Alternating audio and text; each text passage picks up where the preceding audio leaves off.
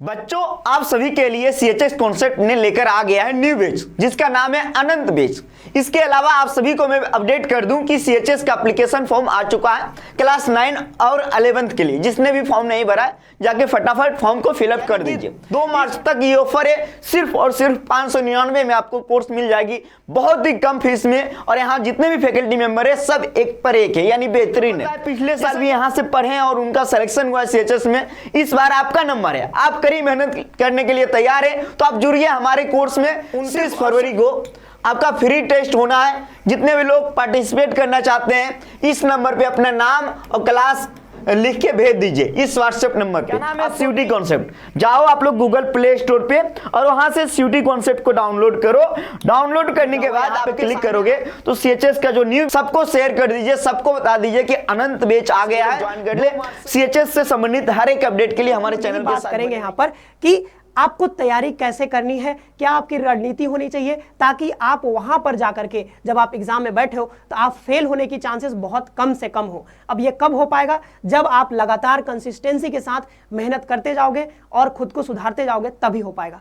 तो चलो इसमें हम लोग यही बात करते हैं कि तैयारी कैसे करेंगे क्लास 9th की। जो भी बच्चे भाई अभी अगर आप क्लास 8th में हो और अगर आप सपना देखते हो सीएचएस में पढ़ने की, तो ये वीडियो आपके लिए बहुत जरूरी है। आप इसे देखना और इसमें जो भी बताया जाएगा अगर आप इसको फॉलो करते हो तो आई एम श्योर कि 99% श्योरिटी है कि आप जरूर, अगर पूरा जो कही गई इसमें जो बातें हैं अगर इसको आप फॉलो करते हो तो कहीं ना कहीं आप 99% आप मतलब एक सीट आप सिक्योर करने के उस राह में बढ़ जाते हो। तो चलिए शुरू करते हैं और क्लास 9th के तैयारी कैसे करेंगे इसके बारे में हम यहाँ पर बात करेंगे कि सीएचएस यानी सेंट्रल हिंदू स्कूल में जो पढ़ने का आपका सपना है उसको आप कैसे पूरा करोगे। तो चलिए, तो यहाँ पर सबसे पहले हम पैटर्न की बात कर लेते हैं, पेपर पैटर्न। ठीक है, तो पेपर पैटर्न के बारे में आप लोग आई होप कि जानते होंगे, और जो भी बच्चे अभी नए हैं जिनको नहीं पता है तो थोड़ा सा हम उनको भी बता देते हैं। तो पेपर पैटर्न में बच्चों होता क्या है कि आपसे 5 सब्जेक्ट से क्वेश्चन पूछे जाते हैं। कितने सब्जेक्ट से? 5 सब्जेक्ट से यहाँ पर आपसे क्वेश्चन पूछे जाते हैं। कौन कौन से सब्जेक्ट होंगे? तो वो आपका यहाँ पर वो होगा हिंदी। ठीक है, हिंदी होगा, और क्या होगा? अंग्रेजी यानी कि इंग्लिश, और क्या होगा आपका यानी कि साइंस होगा, और क्या होगा यहाँ पर सोशल साइंस होगा। ठीक है, क्या होगा? सोशल साइंस होगा। इसके बाद यहाँ पर क्या हो जाएगा? आपका मैथ्स हो जाएगा। ठीक है, क्या हो जाएगा? मैथ्स हो जाएगा। तो आप देखो कितने सब्जेक्ट्स हो गए, हिंदी हो गया आपका, इंग्लिश हो गया, साइंस हो गया, सोशल साइंस, मैथ्स हो गया। ये सारे के सारे सब्जेक्ट आप कहीं ना कहीं 6 में भी, 7th में भी, 8th में भी आप पढ़ते ही पढ़ते हो। हिस्ट्री भी पढ़ाया जाता है आपको, एनसीईआरटी अगर आपका चलता है तो एनसीईआरटी में हिस्ट्री भी है, पॉलिटी भी पढ़ाया जाता है आपको वहाँ पर। आपको फिर सोशल साइंस में और सारे सब्जेक्ट्स पढ़ाए जाते हैं। ठीक है, तो ज्योग्राफी पढ़ाया जाता है। वो सारी चीज़ें आपको कराया ही जाता है। वही सारी चीज़ यहाँ पर जो है क्वेश्चन में पूछा जाता है। जब आप पेपर देखोगे, आप PYQ देखोगे तो आपको पता चलेगा कि कहीं ना कहीं यहीं से सारे क्वेश्चन आ रहे हैं जो आपने क्लास 6 में पढ़े हैं, 7th में भी पढ़े हैं, 8th में भी पढ़े हैं। मैक्सिमम सारे क्वेश्चन कहाँ से आ रहे हैं? 8th से आ रहे हैं। हाँ, कुछ ऐसे सब्जेक्ट्स हैं जो बाहर से भी आ रहे हैं, तो उनके लिए भी हम थोड़े थोड़े बुक्स की भी चर्चा कर लेंगे। तो देखो हिंदी की तैयारी कैसे करनी है। देखो स्ट्रेटेजी तो मैं बता ही दूंगा। सबसे पहले बुक्स देख लेते हैं कि कौन कौन से बुक्स आपको यहाँ पर पढ़ने हैं। अच्छा, एक चीज ध्यान रखना, यहाँ पर बच्चों नो नेगेटिव मार्किंग है। ठीक है, नो नेगेटिव मार्किंग है। तो आप यहाँ पर समझो कि अगर नो नेगेटिव मार्किंग है तो अगर 100 क्वेश्चन हमको मिल रहे हैं तो आपको 100 में से 100 आपको एकदम यहाँ पर जो है टिक करके आना ही है। 100 में से 100, एक भी क्वेश्चन आपको स्किप नहीं करना है, चाहे आपको आता हो ना आता हो, नो मैटर, आपको यहाँ पर क्वेश्चन को अटेम्प्ट करके आना ही आना है।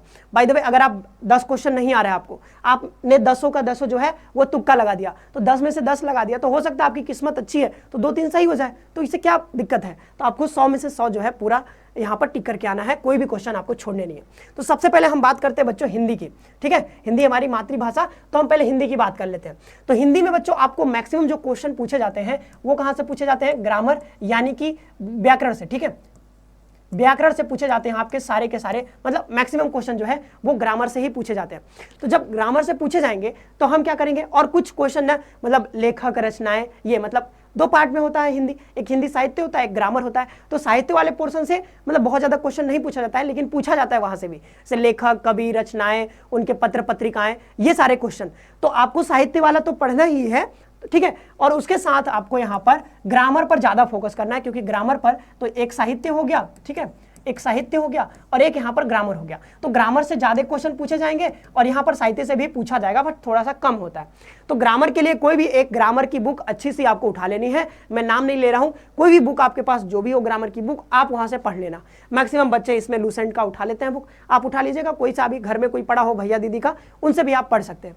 तो साहित्य आप पढ़ो। साहित्य कहां से पढ़ोगे? तो साहित्य में देखो, पहले जब यूपी बोर्ड चलती थी तो वहां पर साहित्य में जो है साहित्य की मतलब बुक चलती थी वहां पर यूपी बोर्ड में। मैं भी यूपी बोर्ड से पढ़ा था, तो वहां पर जो है साहित्य की किताब चलती है। तो वहां पर जब आप देखोगे ना तो बहुत अच्छे से किताब के जो है पहले कुछ पेजेस में, मतलब मैं बात करूं 20-30 पेजेस में, 40 पेजेस में, वहां पर पूरा जो है हिंदी साहित्य का पूरा वहां पर व्याख्या दिया रहता है। बहुत अच्छे से आप वहां पर पढ़ सकते हो। 9th में भी मिल जाएगा और 10th वाले में भी। तो दोनों आप पढ़ लोगे तो पूरा आपका साहित्य से पूरा चीज आपका कवर हो जाएगा, लेखक, रचनाएं, कवि, सभी चीज हो जाएगा। ठीक है, तो यहां पर आप समझ गए हिंदी की तैयारी, मतलब तैयारी के लिए हमको क्या चाहिए। तो तैयारी के लिए पहले तो हमको हथियार चाहिए। युद्ध में जाओगे तो पहले आपको हथियार चाहिए। हथियार पहले अरेंज करेंगे, तब तो रणनीति बनाएंगे ना कि किधर से पहले हमला करना है, कौन सी रणनीति अपनानी है, गोरिल्ला युद्ध लड़ना है, क्या लड़ना है। तो उसके लिए हमको क्या करना होगा? पहले तो रिसोर्स हमारे पास होने चाहिए, मतलब हमारे पास संसाधन होने चाहिए। हथियार यही है आपका। ग्रामर का बुक हो गया, एक साहित्य के लिए बुक मैंने बता दिया। आप दूसरे बुक्स भी पढ़ सकते हो, साहित्य के लिए भी अलग से बुक आता है, लुसेंट का भी आता है, वो भी आप पढ़ सकते हो। मुझे जो ठीक लग रहा है वो मैं बता रहा हूँ। इंग्लिश के लिए आपको कुछ नहीं करना है, कोई सा भी एक ग्रामर का बुक उठा लेना है। ठीक है, ग्रामर का एक बुक उठा लेना और उसको पढ़ लेना। तो यहाँ पर आप मतलब पढ़ सकते हो जो भी आपको लगे। रेन एंड मार्टिन की बहुत अच्छी बुक है, आप चाहो तो पढ़ लेना। हिंदी में भी आती है, इंग्लिश में भी। तो यहाँ पर इंग्लिश मैक्सिमम यहाँ पर ग्रामर ही क्वेश्चन रहेगा, वहां पर लिटरेचर वाले से सवाल बहुत कम आता है। ठीक है, तो साइंस हम देखते हैं। अब साइंस जो है, तो साइंस में आपको कहीं भी भटकने की कोई जरूरत नहीं है। आपको सिंपली क्या करना है बाबू, होता है आपका एक NCERT। ठीक है, NCERT। तो NCERT का जो बुक होता है उसमें आपको क्लास 8th के जितने भी चैप्टर्स हैं आपको एकदम बहुत अच्छे से पढ़ लेने हैं क्लास 8th के। साथ ही साथ जो लूसेंट होता है, लूसेंट क्या होता है? लूसेंट। इस लूसेंट में भी ना साइंस का अलग से पोर्शन होता है। तो उसमें कुछ चैप्टर्स जो होते हैं, जो फैक्चुअल चीजें होती हैं, यूनिट मेजरमेंट की जब हम बात करते हैं, कई सारे अलग अलग मतलब मात्रक, मानक मात्रक क्या होते हैं, ये सारी चीजें। तो उसमें से कुछ चीजें जो है यहाँ से भी आप उठा सकते हैं, आपको काम आएगा, कई बार पूछा जाता है। हाँ, सोशल साइंस की बात करते हैं। तो सोशल साइंस के लिए आपको कहीं भी नहीं भटकने की जरूरत है। या तो आप यहाँ पर लूसेंट पढ़ लो, ठीक है, लूसेंट पढ़ लो, या फिर क्योंकि फैक्चुअल क्वेश्चन ही आते हैं तो लूसेंट से आपको फैक्चुअल क्वेश्चन मिल ही जाएंगे। लेकिन आप सोशल साइंस में चाहो तो आप यहाँ पर NCERT को स्किप मत करना। ठीक है, पहले NCERT पढ़ लेना, NCERT पहले पढ़ लेना, फिर लूसेंट पर जाना। ठीक है, तो लूसेंट तो पढ़ना ही है, NCERT पढ़ लेना पहले। तो यहाँ पर देखो, अब मैथ्स की बात करते हैं। तो मैथ्स में होता है थोड़ा सा, क्योंकि यहाँ पर NCERT से सिर्फ और सिर्फ NCERT से आपका काम नहीं चलेगा। अगर आप यहाँ पर अगर आप 8th क्लास की NCERT पढ़ लेते हो तो इससे आपका पूरा काम नहीं चलेगा। आपको कोई और बुक पढ़ना पड़ेगा। जैसे RS अग्रवाल की कोई बुक ले लो। ठीक है, मतलब RS अग्रवाल की कोई नहीं, मतलब यहाँ पर मैथ्स की बुक। ठीक है, तो RS अग्रवाल की बुक ले लो, या फिर अरिहंत की भी बुक आती है तो आप उसको भी ले सकते हो। तो कुछ बुक्स जो है यहाँ पर कॉम्पिटिटिव एग्जाम्स की बुक हम बात करें, या फिर कोई और भी टीचर की होगी। ऐसा नहीं कि मतलब ये RS अग्रवाल हमने बता दिया तो यही। आपके पास अगर घर में कोई बुक है कॉम्पिटिटिव एग्जाम की, अगर आपके भैया आपके दीदी कोई तैयारी कर रहे थे, उनके पास अगर कोई बुक हो कॉम्पिटिटिव एग्जाम्स की, तो उसको भी आप उठा करके उसको भी पढ़ सकते हैं। ठीक है, ऐसा कुछ नहीं है कि आप मतलब यही बुक्स पढ़ने हैं। कॉम्पिटिटिव एग्जाम की कोई बुक उठा लेना, उसमें जो चैप्टर बताया जाएगा, सिलेबस का वीडियो आपको यहाँ पर मिला ही होगा, उसको आप देख लीजिएगा। ठीक है, वहां से आप कर लीजिएगा। अब हम जो मेन मुद्दा है यहाँ पर बुक्स यानी संसाधन आपको हमने बता दिए। अब यहाँ पर जो है साथ ही साथ आप ना थोड़ा सा लास्ट में आप यहाँ पर प्रैक्टिस सेट भी ऐड कर लेना, इसमें प्लस प्रैक्टिस सेट कर लेना। ठीक है, प्रैक्टिस सेट कर लेना। जब आप पूरी तैयारी कर लोगे, सब कुछ पढ़ लोगे, आप PYQ सेट्स लगा लोगे सब कुछ, तो प्रैक्टिस सेट कोई भी मार्केट में मिलेगा वो आप कर लेना। अब जो मेन मुद्दा है हमारा वो क्या है? प्रैक्टिस सेट कर लेना। अब हम आते हैं रणनीति पर, यानी स्ट्रेटेजी हमारी क्या होनी चाहिए। ठीक है, हमारी स्ट्रेटेजी क्या होनी चाहिए। तो अब समझो कि हमने जो है पूरी जो है यहाँ पर हमने, ठीक है, रणनीति ही लिख देते हैं भाई। ठीक है, तो अब हम लोग कैसे तैयारी करेंगे, अब इसकी हम रणनीति जानेंगे। ठीक है, क्या जानेंगे? अब रणनीति जानेंगे। तो अब क्या है, हमारे पास बंदूक भी हो गया है, हमारे पास गोले भी हो गए, मतलब बहुत परमाणु बम, अणु बम सब हो गया। ठीक है, कोई दिक्कत नहीं है, हमारे पास सारे मतलब बहुत अच्छे हथियार हैं, हेलीकॉप्टर भी है, फाइटर जेट भी है, सब कुछ हो गया। अब हमको चाहिए भाई कि पहले हम जमीनी हमला करेंगे, या फिर हम हवाई हमला करेंगे, या फिर समुद्र के मार्ग से करेंगे। ठीक है, तो हम लोग कैसे करेंगे, इस चीज को करेंगे कैसे, अप्लाई कैसे करेंगे। तो सबसे पहले आपके पास सारे रिसोर्सेस हो गए, सारे बुक्स हो गए। अब हम समझेंगे कि रणनीति क्या होनी चाहिए। तो सबसे पहले बच्चों कुछ नहीं करना है आपको। अगर आप अभी तैयारी करने शुरू जा रहे हो और आपने अगर ये चीज छोड़ दी है तो भी आपको ये चीज करना है। अगर आप ये नहीं किए थे पहले तो अब ये करना है आपको। ये छोड़ करके जाओगे तो नहीं हो पाएगा सिलेक्शन, बहुत दिक्कत हो जाएगा। तो पहला स्टेप है 1 नंबर लिखा है, समझना ये पहला स्टेप है। पहला स्टेप में बच्चों जाना है आपको PYQ की ओर, PYQ, और कोशिश करना 5 से 10 साल। आप कोई भी मार्केट में जाना, ठीक है, मार्केट में जाना, वाराणसी में मिलता है, वाराणसी में अगर आप हो तो, या फिर कोई है आपके सगे संबंधी तो मंगा लेना। तो वाराणसी जाना, और ऑनलाइन भी आपको हो सकता है मिल जाए, आप सर्च कर लेना। तो PYQ आपको क्या करना है, आप चाहो तो 10 ईयर्स की, ठीक है, 10 ईयर्स की बुक आती है मार्केट में, तो यहाँ पर 10 ईयर्स की आपको PYQ की बुक ले लेनी है। क्या लेनी है? 10 ईयर्स की PYQ की बुक ले लेनी है। अब क्या करना है, 10 ईयर्स का PYQ जितना भी क्वेश्चन दिया गया ना, सबको एकदम सरसरी निगाह से पढ़ लो, लगाने की कोशिश मत करो, बस पढ़ लो सारा PYQ। तो 10 साल का आपका PY हो गया, तो मैं यहाँ पर लिख देता हूँ, ठीक है, कोशिश करना 10 ईयर्स की, ठीक है, ना मिले तो आप 5 ईयर्स की भी लगा सकते हो। तो PYQ लगा लिया। अब PYQ करने के बाद, सारे लगाना नहीं, मतलब PYQ को बस देख लेना है, गो थ्रू होना है एक बार, कि पता चले कि कौन कौन से क्वेश्चन आपके एग्जामिनेशन में आ रहे हैं, किस टाइप के, ताकि जब आप बुक उठाओ तो आपको पता होना चाहिए। अच्छा, पहला स्टेप लिखा है PYQ, तो आपको बुक पर पहले उछल करके नहीं जाना, ठीक है, बंदर नहीं बनना है। हमको क्या करना है, पहले PYQ पर जाना है, ये हमारा पहला स्टेप है। इसके बाद आपको कहाँ जाना है, इसके बाद बच्चों आपको जाना है यहाँ पर, एक बार आप सिलेबस भी देख लेना, ठीक है, सिलेबस भी देख लेना है जो कि हमने बनाया, ठीक है। तो CUT, यहाँ पर CUT कॉन्सेप्ट पर आप देख सकते हो, या फिर आपके जो है, आपके यहाँ पर स्कूल कॉन्सेप्ट जो है, ठीक है, स्कूल कॉन्सेप्ट पर भी यहां पर अपलोड हुआ होगा सिलेबस, तो ये सिलेबस जरूर से देख लेना। तो एक बार PYQ देखो पूरा, पहले सिलेबस मत देखो, हालांकि हमने देख करके ही बनाया है सिलेबस, बट आप पहले PYQ देख लो, इसके बाद सिलेबस देख लो। जब इतना कर लिया आपने, तब आपको जाना है बुक्स पर। कहां जाना है, ये दूसरा स्टेप था बाबू, अब हम तीसरा स्टेप बता रहे हैं आपको। तीसरा स्टेप पर आपको सारे के सारे जो बुक्स आपको बताए गए हैं, वो बुक्स आपको उठा लेने हैं। अब अचानक से तो सब पढ़ नहीं पाओगे, तो आप एक एक करके पढ़ना। इसमें भी क्या करोगे, इसमें आपको जो मर्जी हो, पहले मैथ्स पढ़ना है तो मैथ्स पढ़ लो, या फिर कुछ भी कर सकते हो, या फिर ऐसा कर सकते हो कि डिवाइड कर लो सबके लिए 2-2, 3-3 घंटे, और मतलब 2 घंटे मैथ्स पढ़ लो, 1 घंटे हिंदी पढ़ लो, 1 घंटे इंग्लिश पढ़ लो, 1 घंटे सोशल साइंस, 1 घंटे साइंस, ऐसे करके मतलब आप बांट लो। तो यहाँ पर जो है बुक्स की बात हमने कर ली। इसके बाद आपको बुक पढ़ना है, तो बुक आपने पढ़ लिया। मान लो कि आपने जो है 1 चैप्टर पढ़ लिया आपने, ठीक है, 1 चैप्टर आपने मैथ में मान लो कि परसेंटेज पढ़ लिया, तो परसेंटेज पढ़ लिया आपने, तो पढ़ने के बाद क्या करना है, अच्छे से पढ़ लिया, पूरा एकदम अच्छे से पढ़ लिया। अब क्या करना है, यहां पर जब बुक्स आपने पढ़ लिया, अब बुक्स में क्या आएंगे, बुक्स सारे बुक्स की हम बात करें, कोई भी चैप्टर पढ़ लो, मतलब कोई भी सब्जेक्ट में कोई भी चैप्टर। तो जब कोई भी सब्जेक्ट में कोई भी चैप्टर पढ़ोगे, इसके बाद घूम के आपको फिर से PYQ पर जाना है। कहां जाना है, PYQ पर। अब एक बार फिर से आपको PYQ को अब लगाना है। पहले सिर्फ यहां पर देखना था, गो थ्रू होना था।